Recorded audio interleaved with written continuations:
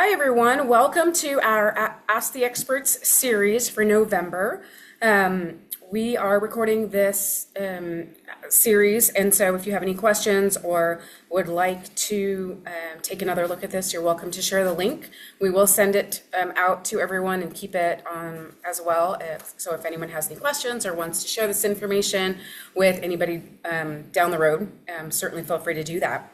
So today's topic is from servers to the summit, how community banks are scaling to the cloud. My name is Tanya Eichner. I'm with the Montana Bankers Association, and today I'm introducing our panelists, who are Craig Roper, who's the COO at Ireland Bank, Brian Gurney, who's the SVP of Operations at Central Bank, Don Wichern, who's the Chief Tech Officer and co-founder of mysherpas, and our moderator today is Joshua Talbert, who's the CEO at mysherpas. So welcome, everyone, and take it away. All right, thank you, Tanya. Yes, welcome everybody to joining today's sessions from servers to summit, lessons from banks that made the cloud climb. As Tanya mentioned, I'm Joshua Talbert, CEO and Head Sherpa at mysherpas. I'll be moderating the panel today. We will explore how community banks can safely transition from on-prem servers to cloud-based infrastructure.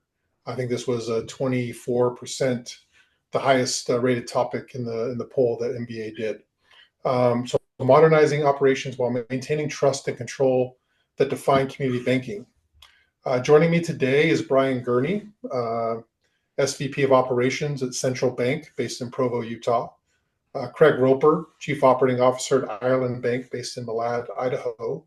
And then Donald Wichern, our Tech Sherpa and co-founder based here in Salt Lake City with me. So with that, let's jump in. So first question is to Brian. Brian, Central Bank has been around for more than a century, balancing deep community roots with modern banking expectations. What made you start exploring modernization, and specifically how did you know it was time to evolve your infrastructure? Well, thanks, Josh. Can you hear me okay? Yep, loud and clear. Okay.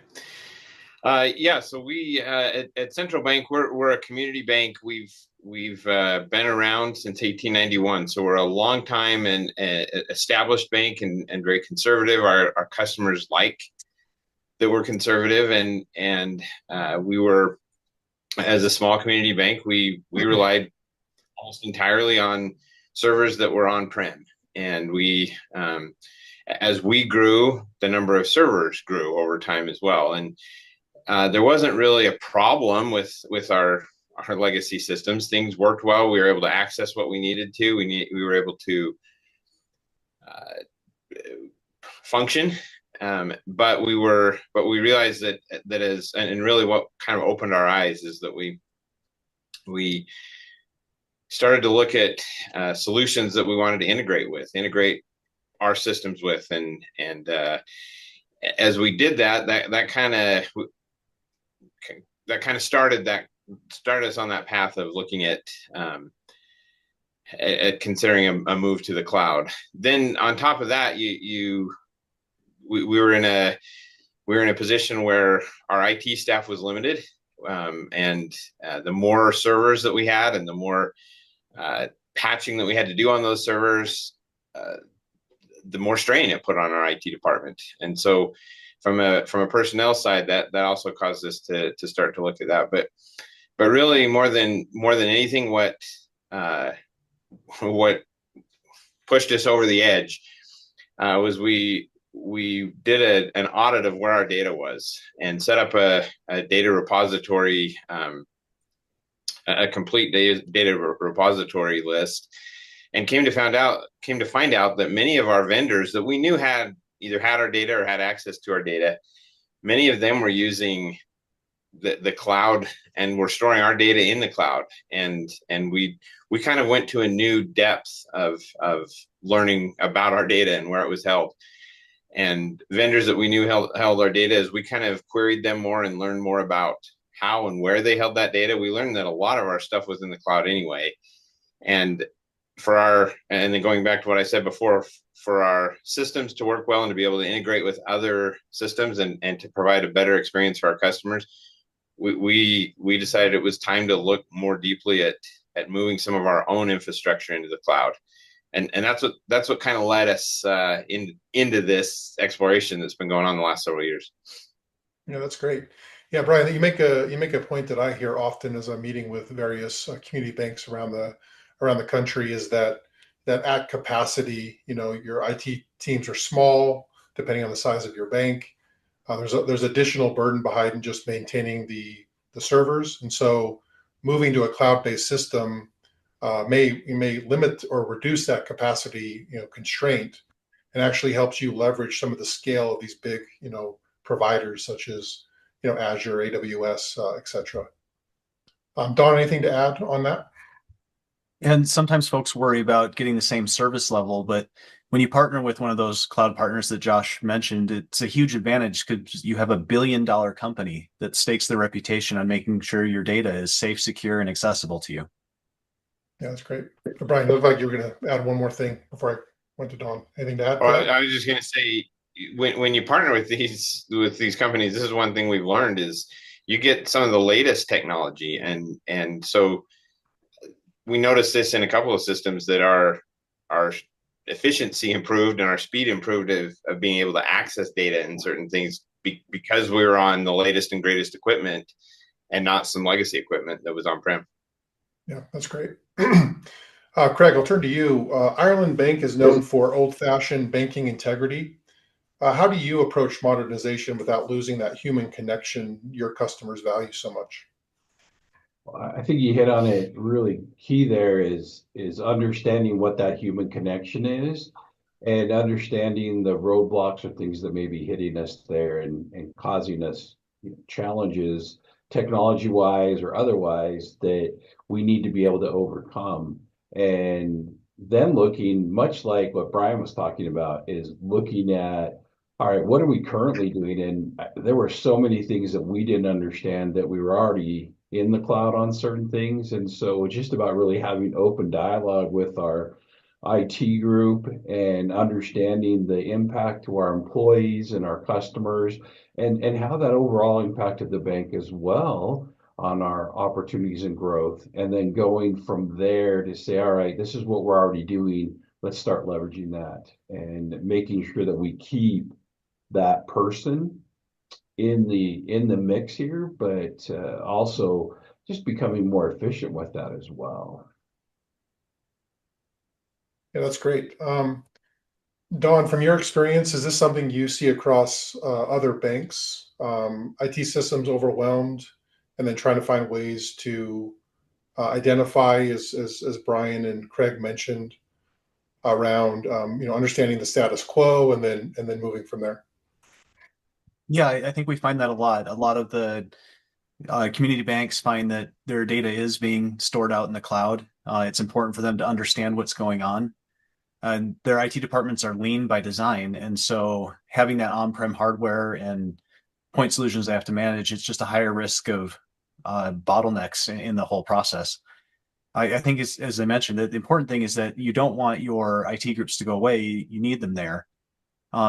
But what happens is instead of focusing on, maintaining legacy hardware or keeping things running with maybe, bubble gum and paper clips, they can focus on supporting your lending activities and serving your customers and community. Yeah, and I think to kind of recap some of that, I think, Brian and Craig said it well. I think the key is to really do an assessment of where you're at today. I think that's critical. A data audit, where's your data being hosted? What services, like, hey, you may be on-prem, but you're using Microsoft tools that might be in the cloud, depending on your subscription. I think that's really key. Identify a plan to improve, what you want to do and how you're going to move from on-prem to the cloud, if that's what you decide to do, and then execute against that plan, and then continue to iterate for both cost and performance. I think are really important concepts that we've talked about so far. Don, some banks really hesitate to move. I also hear this often, especially if they have a lot of on-prem servers that they've invested the capital and time in. How do you help institutions keep compliance while, compliance at the front and center while still being able to modernize and take advantage of some of these cloud-based solutions that are out there? Well, compliance is certainly something to be nervous about, but one of the things is when you go with one of these cloud-based partners, a lot of times they meet and exceed FFIEC and FDIC standards. There's a whole bunch of best practices that are encapsulated in SOC and SOC 2 compliance. And so you look for these certifications in the places that you plan on partnering with. I mean, at that point, they're handling all the automated patching and encryption. They handle the backups to improve your uptime and security. Many community banks realize their internal IT resources can't continuously monitor and patch the systems to the same level. And it makes outsourcing through the cloud environment, it just makes it make sense for the increased protection and reliability. And speaking of backups, in many cases, your data is backed up hourly out in the cloud. And it just makes it a really robust disaster recovery plan. In case anything happens, everything's there, it's ready for you. The backups are easily reinstated, and you can just keep going as though nothing happened. Yeah, those are good points. Brian, turning to you, looking back, of your journey, what advice would you give to the other community bankers on this call and those who watch this webinar who are thinking about starting their own journey to modernize? What would be your advice and how would you talk them through that? Well, I guess I would say follow the principle of walk before running. You don't have to go all at once. You don't have to bite off more than you can chew. One of the things that really guided us as I've thought back through this process, one of the things that guided us was taking a look at our end of life list and looking at what servers or what server software, what devices were approaching end of life, and those were some of the first that we looked to move to the cloud. And then beyond that, we looked for kind of the low hanging fruit, some of the processes and things that either maybe the data was already out in the cloud through a vendor, or maybe it was an easy process or an easy solution to move to the cloud. And so we started small and then kind of went from there. And and like I said, that end of life list ended up being a great guide for us to follow, because it also that helped us from a cost perspective too, to not feel like, oh, we're now we've just 6 months ago we put thousands of dollars into this piece of equipment that now we're moving to the cloud. We were able to do it kind of more on a schedule of what was coming up for replacement anyway. And then I think that the other thing that we did, we relied a lot on what IT, the IT department we let them kind of guide this too, because they know what servers require the most maintenance, what things they're patching the most frequently. So we allowed them to kind of take the lead in guiding us through what our order was, and did this over. I mean, it was a couple of year project really to move from a completely on-prem solution into the cloud. And then being highly regulated, obviously we have to throughout this process, it was key for us to kind of document what we were doing and why. And as we had audits throughout the process and shared this with either outside IT auditors or with regulatory auditors, that I think they understood what we were doing. And really one of the comments from one of our regulators was we were getting to the point where it was almost more risk. There was almost more risk involved in having the equipment and the infrastructure on-prem and having to keep that updated than it was to move to the cloud. And so I think regulators are starting to see that a little bit differently too. Yeah, that's great. Craig, what would be your perspective from Ireland Bank? How would you suggest folks start their process? Very similar to what Brian said. We're just now in that process and working through that, but it really came down to understanding where our data was at, understanding the resources and the tools out there and the things that we could use. There's a myriad, but then also coming back and saying, okay, where are our pain points at?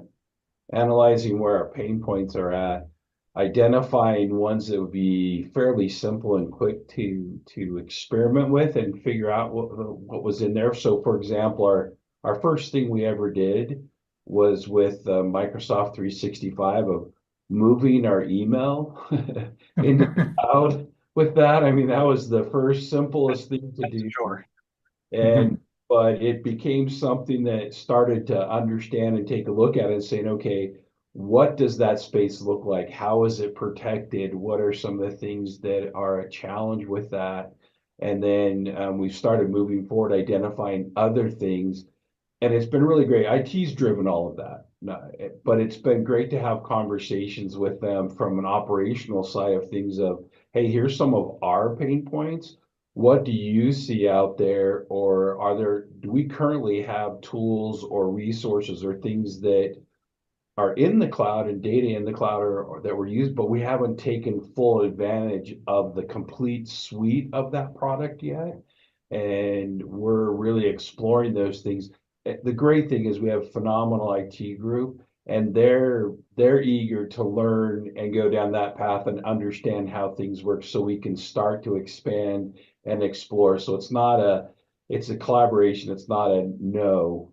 And then last of all, being small family owned bank, it's our board has to buy off on this. I mean, it's our senior management team. We get together, we talk about it, but then we have to take to the board and say, hey, there may be additional risk that's going on here, and there may be things that we haven't done in the past, but this is our plan, and this is how we're working through them. And that plan is not just today, but it's where we want the bank to be and what we want it to look like in 2 years, 3 years, 5 years, 10 years, and really trying to and being able to adapt to that and understanding how that works. So that's where I would look at it. Just start small, find the biggest pain points, and then get a quick win if you can.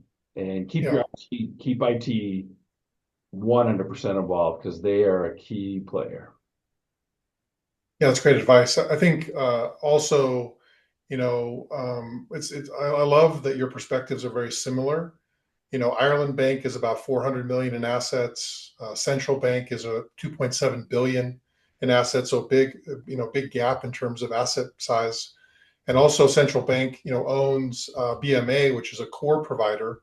And so, Brian over there at Central Bank is seeing perspective, not only as a community banker and operations person, but he's also seeing, feedback from what's happening with BMA. And this is an ongoing conversation as people are really having these deep conversations about should we make this move? What does that look like? How do we deal with that while we're still running the business of banking? So I like that a lot. Turn it back over to Brian as we wrap up here. Brian, what would be some key takeaways you'd like to leave the audience with? Well, I agree with you, Josh, that there's definitely some common threads here between the experience that we've had at Central Bank and that Craig's described. I agree with Craig that you've got to get the board and your management team on board. But one of the nice things that makes this and I don't know if an easy sell is the right word, but it's a change in how you do things, but it often ends up being more efficient and cheaper and more economical. And usually that's a pretty easy sell for at least the CFO, right? If you can get more efficiency and do it for less money. But the management was needed to be involved in that too, and it took several discussions with them to help them understand what we were wanting to do, what we were proposing, and then the other takeaway I would say is, like I said before, just take this a step at a time. You don't need to say, okay, well, on January 1st we're switching everything over to the cloud and doing that all at once. That's not going to be helpful to the IT department, and honestly, it's not necessary. And so I would say just kind of walk into it, find the areas where there's opportunities to move to the cloud, where it makes the most sense, and start that process, and realize then that it's okay to be kind of in this hybrid model where you have some of your infrastructure on site and some of your infrastructure that's in the cloud. And And really, I think that even that is a process that may take several years to move everything over, and a hybrid system works great. So don't be afraid of a hybrid system. Yeah. So crawl, walk, run is the strategy and the takeaway. Yeah. Good Yeah. deal. Craig, what are your takeaways for the audience? Very similar to Brian. It's analyze, understand what you have, understand where it's at, and understand what you want to accomplish. And that to me is not just me, but it's you've got to have a collaboration and 100% buy off from IT, the board. But and I'm a big believer in as you move down those paths, it's about finding those advocates within that for the quick wins. So if it's IT is a huge advocate and have a great relationship with them. They can tell me no and that you're barking up the wrong tree or go blow smoke, whatever. That they're not afraid to tell me I'm wrong or that no, that's not appropriate right now. But it's been great to be able to have them when we hit on that key thing of what's next. They are, oh, this is what we can do. This is how we can make that work. And so they're the advocates for me and helping me through that. And then I've also found that when we implement and move things that way, it's finding an advocate of an end user who's using that as well. So Yeah. we build that and we start showing that success of here's where we're going to start, here's our plan, getting that success component working in whatever that little thing may be, and then taking the next step and saying, hey, what can we do now? And at the same time, it's one of those that's odd. You have to keep what's our big picture? Where do we want to go with this? But where are we at today and what do we need to do today? Because I don't know about you all, but there are times when I really like to see how far down we can get and start planning for 10 years down the road. And we're not there yet. So you have to really keep that focus in today as well. It's where are we at? What can we do today? And then is this taking us, or it may be things have changed and you have to be able to deviate. And I don't want to say deviate, but you have to change your plan. You have to change your goal because, oh, what we thought was going to be achievable or where it was going to go, technology's taking us in an even better direction. And we have to be able to adapt to that. And I think that's kind of the fun thing for me. It's just been interacting with a lot of really great people and them seeing the successes and them showing me how great things can be. But I'm going to just ditto Brian on, but it starts small. It's that first step. You got to get there. And then the first step becomes the second step because the first step's behind you. So it's the next first step, right? It's just that over and over again. But it can be a lot of fun going down that path. And as you get the right people who are engaged, and man, it's a lot of fun. Takes time, but every day is a new adventure and you just figure it out as you go. So really wonderful. Yeah, that's great. Thank you for that, Craig. Oh, go ahead, Brian. Sorry. I was just gonna go off of one thing Craig said. Is I liked what he said about having an advocate. A lot of times your best advocates for this are in the IT department. That they probably want to move more to the cloud. And our IT director was in front of management probably 5 or 6 times, explaining what it would be like, going over the risks, discussing that, and was in front of the board once. And so a lot of times those advocates come from IT. Yeah, that's great. Thanks for that. Don, takeaways for you? Well, as you both mentioned, I mean, the goal isn't to replace your IT team. It's to really empower them to move forward into this new technology. Help them eliminate any of that low value maintenance, free them up directly to support your lending team. You can support your communities better. Yeah, that's right. I think, for me, here, I think modernization isn't about, more tech. It's about, tech smartens the load, really achieves those efficiencies that Craig and Brian have been speaking about. And then I think, the other takeaway that really resonates here is the conversation around all the stakeholders involved, the shareholders, the board, the bank themselves, your customers, They need to get this right to receive the benefits, so that you also see those improvements to the bottom line. This is an operational expense for the most part, so any efficiencies gained here tend to go directly to the bottom line. So it's a worthy endeavor to try to pursue. Okay. With that, we'll turn it over to questions. We do have a question in the chat. Great. And the question is, for IT, how far in advance should we engage them in the process?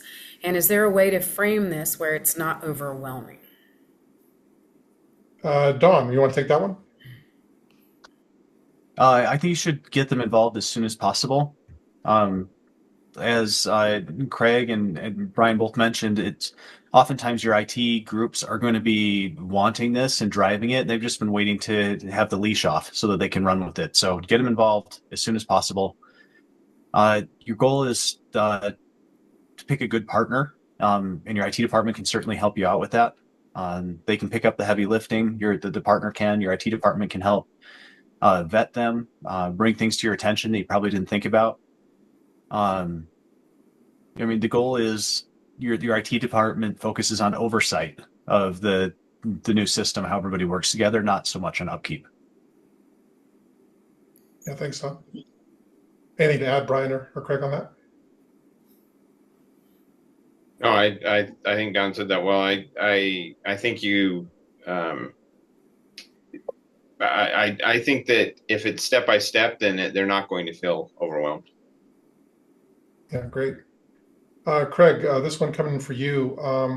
What are your vendor credentialing requirements, and what is your technology evaluation process, and what solutions have you chosen as a result of that? Great question.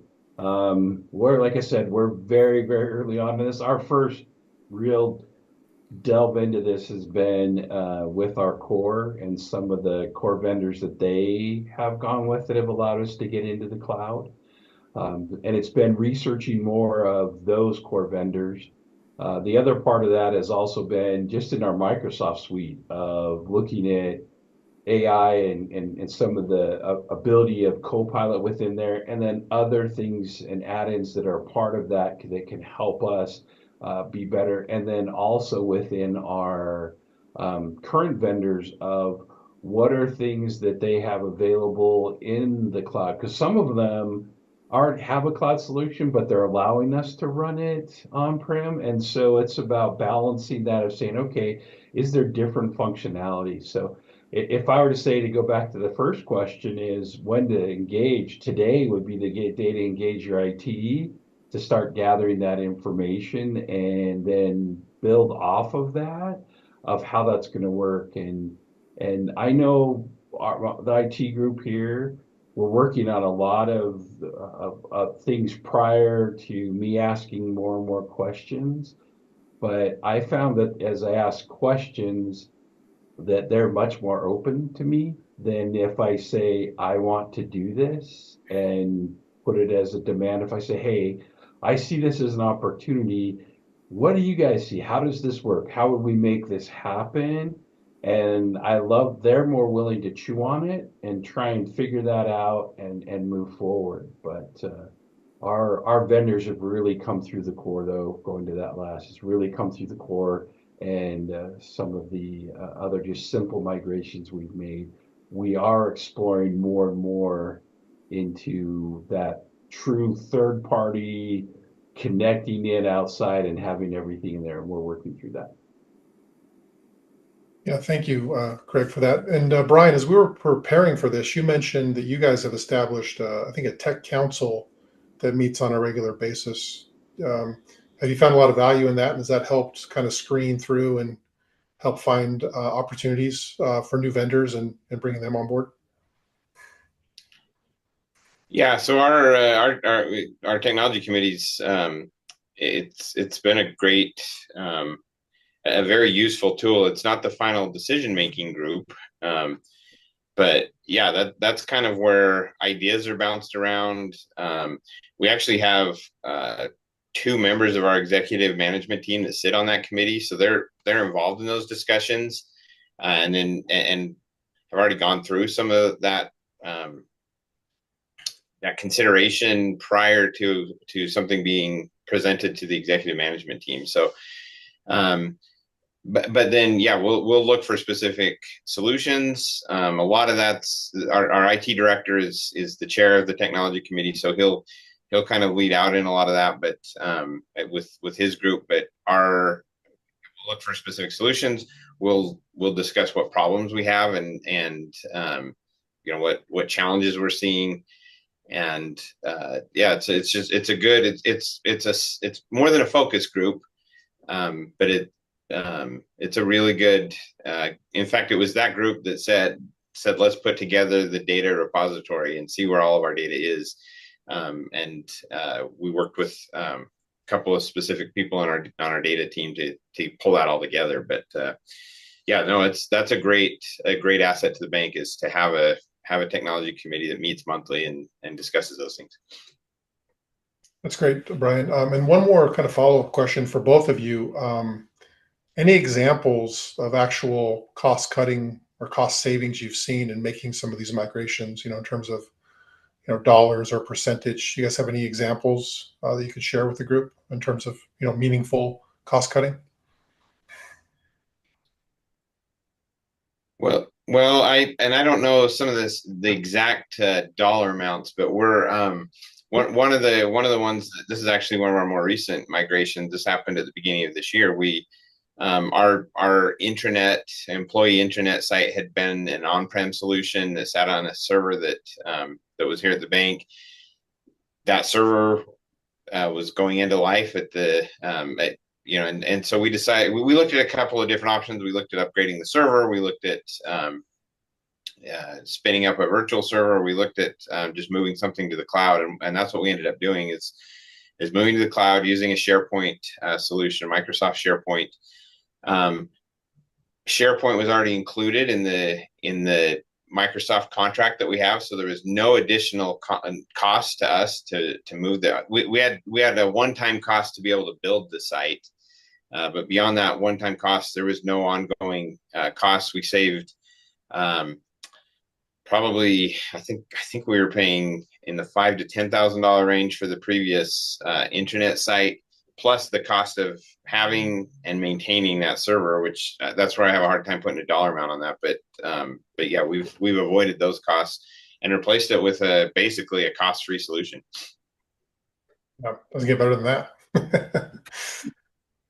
Craig, anything from you want to add? Yeah, I can't speak to the server savings or the IT savings. Unfortunately, that's not my perfect world of understanding. What I can speak to is just very similar to what Brian was saying, is we've really been looking at the Microsoft solution and taking advantage of some of the tools that are in there and vetting them along the way. And in doing that, just from an hours saved in some of the tools we've been able to take, and off of that, SharePoint, some of those others, we've reduced some of the hour workload of several people by 8 to 10 hours. It's almost a week in that. Oh, wow. And so that's huge. When I can take 8 to 10 hours of activity of a resource because I've been able to deploy some things differently and create that ability so that we take one here, then the technology that's there is able to disperse that and take that for us. I mean, being able to redeploy a resource like that, not necessarily, I've not trimmed any FTE, we're not doing that, but I can deploy that resource into a much more impactful job and activities than what we were doing previously. And so that to me has been the greatest impact for me so far.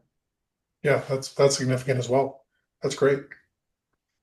Well, that's all the questions that we have. So, in closing, I just want to thank Brian, Craig, and Dawn for sharing such thoughtful perspectives. I thought it was a great conversation. Also want to thank everyone on the webinar for taking the time out of their day to join us. Appreciate that. And then just as a takeaway, the climb to the cloud doesn't mean losing control. I think we've covered a lot of that here. It means freeing your team to focus on what matters most, your customers and your community. If you're interested in learning more about how MySherpas helps financial institutions modernize safely and efficiently, visit mysherpas.ai to book a discovery call. This call will also be available, this session, will also be available on demand to rewatch and share with your teams. We'll also publish it on our YouTube channel.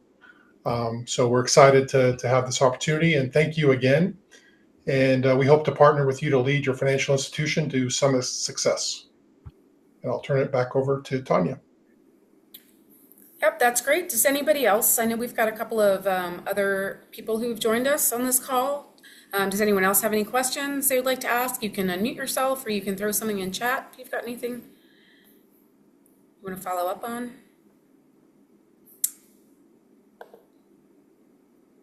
Awesome. Okay, well, that's all right too. So this call is being recorded, as I mentioned before, so we will send the recorded link out. It'll come from me, from Tanya at montanabankers.com. And if anyone has any questions, we'll also have contact information for Joshua and Don on that link as well. So you can reach out to them with any additional questions, and you can go from there. So thanks again very much for joining us today. And we really appreciate our panel, Craig and Brian and Don and Joshua. We really appreciate your spending time with the Montana Bankers today. And we look forward to talking with you again sometime down the road. Absolutely. Thank you, Okay. Tanya. Appreciate it. Absolutely. Thanks very much.